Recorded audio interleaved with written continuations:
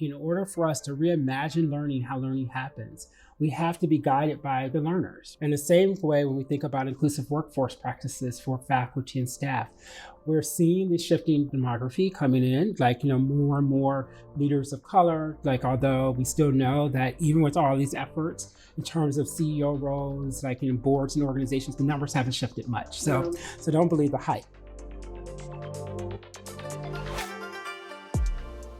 Hello and welcome to the UIIN Future of Universities podcast series. I am your host for today. My name is Madeline Arkins. I'm a research project officer at UIIN. During the 2023 UIIN Conference, we spoke with Monroe France, Vice Provost for Diversity, Equity, Inclusion and Justice at Tufts University about how to champion the principles of DEI across all levels of an institution and in one's approach to strategic partnerships. We hope you enjoyed the discussion. Hi, Monroe. Hi there. First, I know you are new at this role at Yes. Tufts University and you had a lengthy history at NYU. Yes. Would just like to hear about what you do at Tufts and your role. Sure, thank you. So in my role at Tufts, I am the inaugural Vice Provost for Diversity, Equity, Inclusion, and Justice, and also on faculty as a faculty of practice or professor of practice in our School of Civic Life, which I teach courses around global democracy and inclusive leadership and strategic leadership. And then in my full-time job, my real job, the bread and butter job, I am the most senior person at the university responsible for strategic efforts to create a more inclusive environment at the institution. And so I work with all of our deans across the institution, the assistant and associate deans in our schools that are responsible for diversity, equity, inclusion, and justice at the localized level. And then, of course, I'm responsible for advancing the youth institutional strategy because they've never had anyone in this role before. Lots of great work happening at Tufts, historically.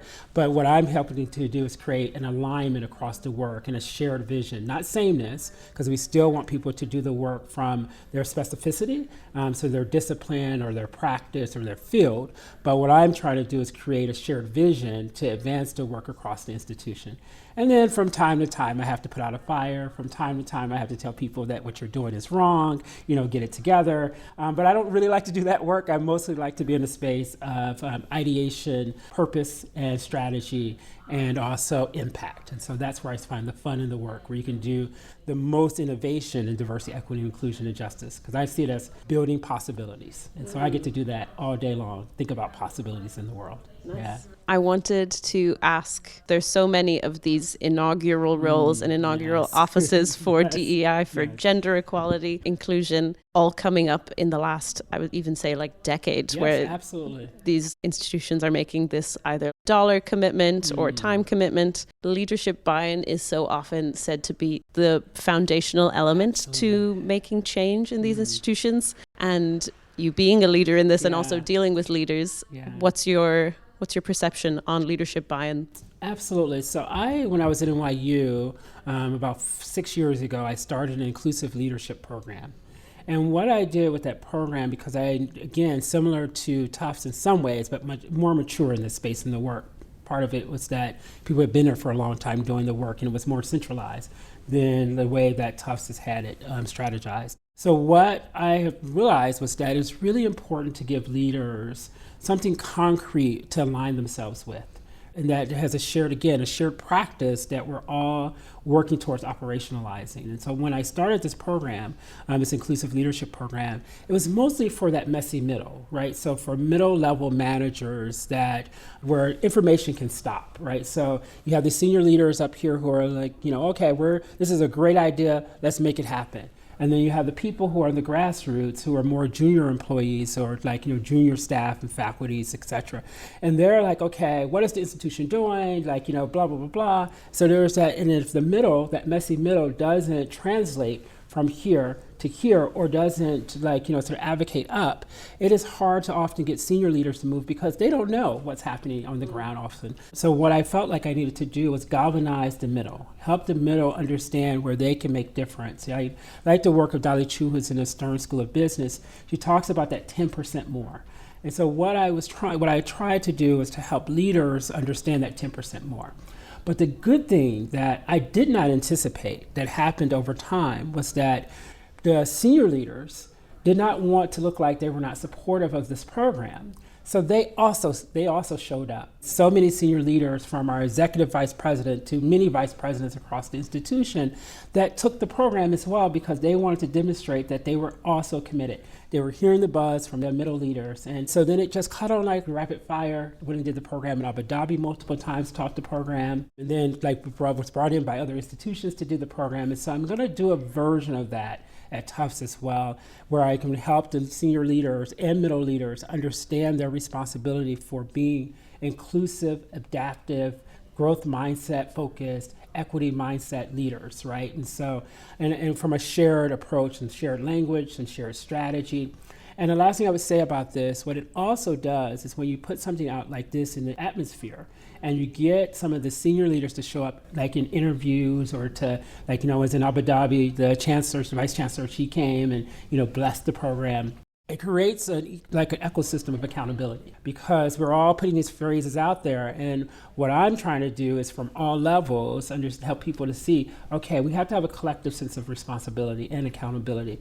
What's your sphere of influence? How can you make difference and impact? And when you put this out there like this and create a brand around it, it gives everyone something again to galvanize around, to operate from, and hopefully it has some impact, right? And sometimes you say, well, you're not dealing with the systems when you're looking at it from individual, but I believe the people make up the systems, right? And so then people can, when they're in a sphere of power and influence, when they're making decisions about policies, hiring, power decisions, I'm hopeful that they'll start to make those decisions just a little bit more, and hopefully over time, even more so, consciousness and thinking about how do we make certain create an environment in literal ways where all people feel included and know that their experiences matter. And that means shifting systems, shifting practice, so it sustains over time.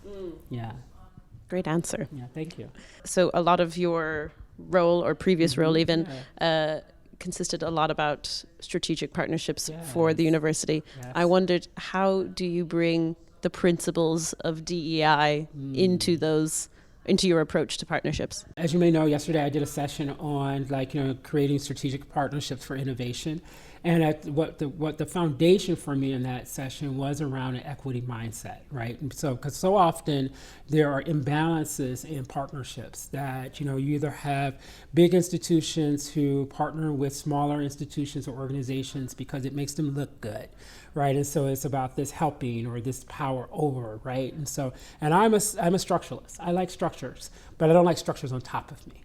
Right, and so I like structures because it helps to create more equity because people have more transparency about how do you advance, how are decisions made, and so I think about that as well when you think about partnerships. That we want to create an ecosystem, a structure where that there's a shared power. And so that when we enter into partnerships, you have to understand what value you bring, even if you're the Minnie Mouse of the partnership, right? That you understand that you still have something to offer and that you have value. And sometimes it's about cultural competency. Sometimes the value is, yes, I help you look better by being in this partnership. But that smaller organization has to understand the power that they bring, right? And so or people with less resources. And so I think that for me is why having these types of conversations where you're able to integrate these conversations around equity and an overall strategy that leads to greater innovation. And so I think when it's not embedded as a sideline, people feel like it's an extra. Right, and so I wanted to embed it into a conversation. So that's why the session was titled around strategic partnerships. But underneath that, one of the first slides that I showed and brought into the conversation is the shifting nomenclature around equality to equity. Right, and so moving to an equity mindset says that we have to understand what are the needs from this person or this organization to this organization to feel whole and to thrive, and that's inclusive of partnerships, right? And so even as a part of that session, there were 4 different organizations in this demo that we did, an immersive case, where I had them think about what does it mean to build a partnership around area of technology that we're all focusing around. So really contemporary conversation on ChatGPT and getting all this money, boatloads of money from a major organization, research firm, corporate, that then these 3 institutions had to navigate what it means to build a partnership in that space. And it was really intentional where I had some power imbalances and I had them think about this from an equity mindset, an inclusive mindset, how to build a really sound and strategic partnership around a very contemporary issue. And then I threw a curveball in there as well because one of the organizations shut down in the middle of the project. And so then people had to re-strategize and figure out how do you create it, like how do you restore power balance in that situation. And so I think it has to be instrumental. I think that if we don't talk about the elephants in the room that causes partnerships to fall apart, then we're not doing a good job in terms of building sustained partnerships that creates an environment and society in fields and sectors that we want. At least I want. I want them to make certain that all people in those sectors, through a diversity of practice and mindset and experiences, that we see the talents of all, because then it means that all ships rise, right? And so that's what I hope for. Yeah. Nice. I like that. Thank you. I wanted to ask about inclusivity in universities, in their structures and practices. The decolonizing universities movement has been a massive thing. Yes. And even though learners and in some cases practitioners also of universities has become more diverse over the last years and caters to a much more diverse group of people, but there is often that maybe disconnect in terms of structures and practices. Yeah. How do you aim maybe in your own work to make Tufts more inclusive to all these learners and people? Well, I like to say this, that institutions are always catching up with its people. For example, in higher education, at least in a U.S. context, but I believe it's beyond the U.S. context because I travel a lot, more and more learners, especially those who are in sort of the more contemporary generation, not contemporary, no, younger generation, let me say that. Because we have a lot more older, people coming back into higher education, right, for continuing education, et cetera, more skill set growth and stuff like that. But I'm talking more of the 17, 18, 19-year-olds that are going on to college, right, depending on the institution what country you're in, the context, but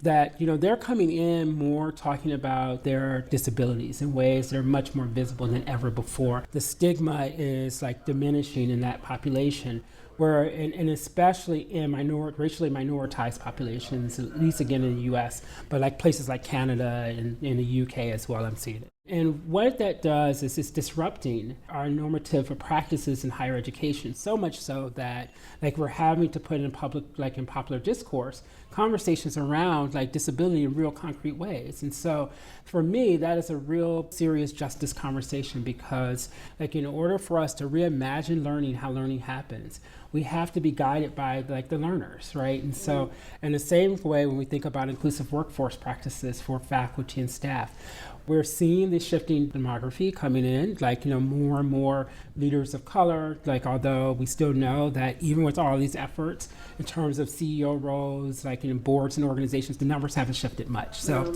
don't believe the hype. So, but what I would say though, there is still across the workforce, whether in some changes in leadership, some, but still not the level we should see at this point. The organizations and institutions are catching up to those people because they're coming in, disrupting, especially Generation Zs and then soon Alpha generation. They're very different than my generation. I'm Generation Xers, the middle child that's often forgotten, right? And so we're still here, even though in terms of the arc of generations, the thinking is that we're at the height of our careers and we're about to slope. And so, okay, maybe so. I don't know. We'll see. We're all living longer, so I don't know. But I want to retire soon. So I could go with that. But what I would say is that we're seeing that generation be more disruptive. They're coming in saying, no, your diversity programs, poo-poo on that. What are you really doing institutionally to shift practice? And it should have already been here. I don't want to have to come in and make it possible, right? Whereas my generation's okay, if you hire me, I'm going to roll up my sleeves and I'm going to make this place better. The new generations are coming in and saying, no, you should have already had it. And I expect you to deliver it, or I'm out of here, right? And so I think that all of that in terms of catching up institutionally, and that's some of the work that I hope to do at Tufts, right, as well, is begin to people to see that we need to not try to shift people into fitting into the organization, but how is the organization being responsive to its people? Doesn't mean that there's not some negotiation, because when you have 5 generations in the workplace, soon to be 6, all at once, right? There's a lot of negotiation that must happen because we're coming from different frames, right? And then you add culture, you add other dynamics to that as well, and an institution has to be responsive to that. You can't just dig its heels down and practice traditional ways. That doesn't work, right? It does not work. And so I think there's more of these types of conversations we have to have, bringing everyone to the table. And I don't mean like every single literal person, but representations from those different populations, and bringing those to the table to be in an inclusive framework that's around reimagining, remapping, and shaping a future that includes all in more real, concrete ways, because you're bringing them as a part of the thought leadership and the ideation, not just planning for them, but bringing them into the planning process, as we all co-create together. Yeah. So you were founder of the NYU Environmental and Racial Justice Network. Yes. How did you find that out? You did your research. Yes, go ahead. Sorry. I wanted to know more of your thoughts about environmental justice and universities' roles as like stewardships for specifically environmental justice, understanding that climate change is going to affect so many different populations. Well, all of us, and then so many of us in very different ways. Absolutely. And I wanted to, hear your thoughts on that. Yeah, so right at the beginning of the pandemic, after I got over kind of got over COVID, because I got it right in the beginning, always early adapter. So this is just the way life goes, right? And so I was like, okay, we're hearing the disparate impacts and disproportionate impacts on already vulnerable populations, right? And I was like, okay, so that is happening. And we're hearing about the need of dealing with public health. For me, when we think about climate and we think about the environment, when we think about sustainability, for me, that is a public health discourse. And if we know that there's a disproportionate impact on already vulnerable populations, whether it's racialized minorities or people of racial backgrounds, like people from trans identities, people with disabilities, our older populations, our youth, right, who are vulnerable. And so I was like, why don't we bring people together? And then you had George Floyd, you had Breonna Taylor, Ahmaud Arbery, and all the organizing on the streets globally for understanding sort of anti-blackness, right? And how that has permeated societies historically, both in a colonial context and neo-colonial context. And so I was like, this is a moment. And this is a moment to galvanize people in this particular discipline, in this particular field around environmental, climate justice, sustainability, et cetera. And I said, but we gotta have a concrete conversation about how race aligns with it, intersects with it, because otherwise what you'll have, which I was fearful of, if we did this and just called it environmental justice, you get the same talking heads showing up, right? And so I wanted to create a real cross-disciplinary, interdisciplinary approach to this, right? And so in a very disruptive way. And then I met right away with our partners in sustainability. They were aboard. We retweaked the idea a bit. Then we did an incubator with colleagues who were teaching courses already. Brought, again, how do we bring people to the table through a design thinking approach? Brought them all in. They helped us reimagine, reshape a bit from our ideas. Then we continue to bring people to the table, continue to be open to molding, reimagining. And then it just started to build. We had colleagues and faculties from all of our global locations who were involved immediately. And then as we built this foundation, more and more people started to come. And then we had people advocating, include students, include administrators who are researchers who care about this issue. I'm like, yes, you get a space, you get a space, you get a space, right? But remember, the primary goal is to look at research and scholarship in this space. And I wanted to hold that because that should be the bread and butter of institutions, in addition to teaching and learning. And so I wanted that to be the core of the discourse, so that it also seemed like it was aligned with the principles of higher education. And then we started to bring in other partners and other sectors into the conversation as well through our institutes we were doing. So it picked up. It picked up like wildfire and has been wildly successful. I have my colleagues who are continuing to run the program at NYU.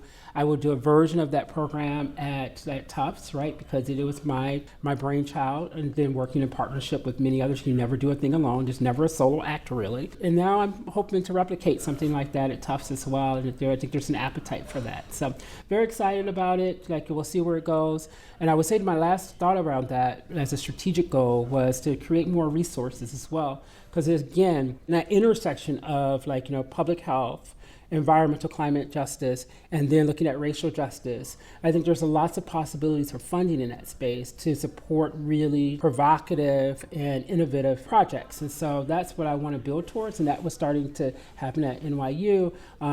Three colleagues got together, they applied for funding, and then they turned that funding back into the network and did a program, like helped us to go over the institute we were doing and sponsored it. So I think there are ways that we can continue to do work like that creates more resources, helps us to think about social impact, and involve the very people who are being mostly impacted by the shifting tides and the injustices that are happening. So that's how I thought about it, and it's been successful at NYU, and I hope to replicate some parts of it at Tufts. I hope so too. Yeah, Thank you. Thank you. Thank you for listening to today's discussion. Stay tuned for the next episode of the Future of Universities podcast series. Don't forget to follow UIN on LinkedIn and register for our newsletter at uin.org to stay up to date with the latest research insights, events, and more.